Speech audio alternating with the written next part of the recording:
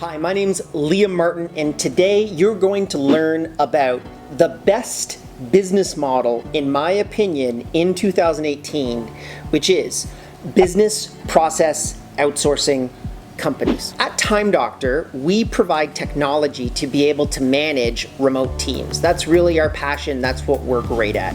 And one of the biggest company types that have arisen out of the remote work industry are BPOs, which stand for business process outsourcing companies. So as an example, if you're getting a phone call from MasterCard as an example, it's not really MasterCard that's calling you. It's a company that MasterCard has hired to do the call on their behalf. They may sound like MasterCard, but they're not actually MasterCard. There's some firm that has subcontracted out that work so that MasterCard can either get more cost-effective labor or labor on the other side of the planet, so they're working a night shift and maybe their day shift is done internally.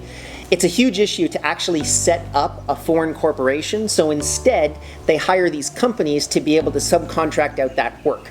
And in 2018, it is by far one of the best models I've ever seen on how to create a very successful company if you know how to do outsourcing and if you know how to structure your team internationally. So the reason why this is happening is I can boil it down to about 7 major trends that are currently happening in the BPO industry. We track many of these companies. Many of these companies are our customers. So I have a little bit of an inside track on this, and what I want to do is share that information with you right now. So trend number 1, new technologies are emerging inside the BPO industry that are making it a lot easier to be able to build a BPO in a much more cost-effective manner. So some of the biggest jumps in terms of technology is the focus on management tools. So tools like Time Doctor, like Slack, like Skype, all of these tools have been really important in empowering remote work and allowing them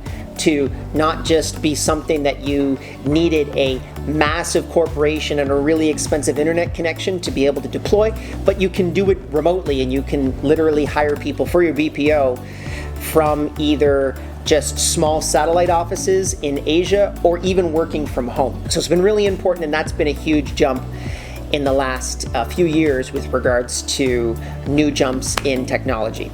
The second thing is cloud computing. So up until a few years ago, it was very difficult to be able to build a BPO because you needed a central database to be able to work from. You needed a big server. Those servers cost a lot of money. But with the rise of cloud computing, those servers are much cheaper than they were before. So it's a lot easier to be able to go out and have an Amazon AWS server or have an SAP system or even have the Google server systems. The Google app system for Gmail is fantastic. It basically gives you everything that you need to be able to work inside of the cloud. These types of technologies have been huge in the rise of BPOs over the last couple of years. Trend number 2 is multitasking to overcome different industry shortages. BPOs have really expanded. They're now doing HR, they're doing accounting, they're doing front office work, which is call center work, but they're also doing back office work, which is usually computer work. So they've been multitasking and they have a very multifaceted business model. So they've been able to expand out to a lot of different markets, powered by point 1, which was new technologies coming up into the industry. And for us, we've seen a huge explosion of not just the call center BPOs, but also the development BPOs, the design BPOs, the HR BPOs, the accounting BPOs, and it's been absolutely massive for the industry. There's so many opportunities right there for BPOs that want to be able to push into a new industry because they're just so much more cost effective than anyone else inside of brick and mortar organizations. Trend number 3. Startups are starting to become BPOs. So startups were usually just focused on technology, but now there's a lot of startups that are focusing specifically on the BPO industry and using the startups model to apply it to BPOs. So There's a lot of great ones up here. I'm actually going to throw some companies up in the side here that you might want to check out that are absolutely cool and neat and really focused on taking the startups model and applying it to the BPO industry. So if anyone's interested in checking out a BPO, I'd highly suggest these guys checking them out, because they're taking the startups methodology and they're deploying it towards the BPO industry, which to me has been huge in the overall success of the rise of BPOs in the last couple of years. Trend number 4 is increased transparency. So with a lot of BPOs, they've been using tools like Time Doctor to very clearly communicate to their customers, which are the MasterCards of the world as an example, not just a black hole of, okay, we're hiring a bunch of people, they're going to handle your customer support, to we've hired a bunch of people and we're going to very clearly measure everything that they're doing, how long those calls are, what websites and applications they were using during those calls. Why is one person successful versus another person unsuccessful based off of that data? And the customers can audit that data, so they very clearly know exactly what's happening, and the BPO is incredibly transparent with their customer. And that's been huge in building that extra layer of trust between the BPO and the customer, and that's why it's gotten a lot easier to build a BPO in the last few years. Trend number 5, politics. So there's a lot of countries in the world. The Philippines is the best example, but we also have countries like Indonesia, Costa Rica, and India that have really grabbed on to the BPO industry and have said, these are really good, high quality jobs for our people that we're able to deploy and take advantage of. So there's plenty of places in the world where you'll have BPO zones, so parts of a country where companies will be able to operate internationally and won't have the same restrictions that you would have in that local country's legal framework. And that's been huge to not only attract labor to those particular areas, but more importantly, empowered BPOs to be a lot more effective in the way that they find labor and deploy it inside of these countries.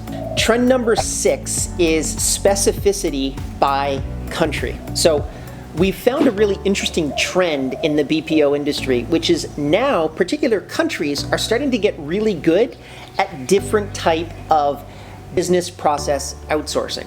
So one of the best places in the world for front office work, which is people talking to you on the phone or doing customer support, basically anything that directly interacts with another human being, the Philippines has been by far the best market for it. And they've really been focused on making themselves the best front office BPO in the world. In comparison, countries like India, as an example, have been really good at the back office industry. So the back office BPO is employees that focus on development, design work, stuff that doesn't directly correlate to talking to another human being, but instead is kind of the back end operations of an organization. India's been really good at that. Countries have actually been getting even more specific, like Costa Rica, as an example, has been really good at focusing on English speaking and Spanish front office customer support, which is really cool. As a very specific niche to be able to focus on. So much so, companies like Amazon have exported all of their customer support to the Costa Rican market because it's so effective in comparison to other places. And the last point that I'll talk about is there's lots of new markets that are really starting to develop connected to that specificity that I talked about in point 6. So you have countries like Bulgaria, you have countries like Romania, you have countries like Ukraine that are all trying to develop their own individual BPO niches inside of the industry, and they're all trying to jump for these jobs. So it's a really exciting time, and I know for me, some of our most successful clients that I've seen go from 1 to 2 remote employees to 1 to 200 remote employees within a year have all been in the BPO industry. So if you're interested in that, please leave a comment down below. I'd love to talk to you about the BPO industry. I'm able to answer any questions you might have. I'll see you in the next video.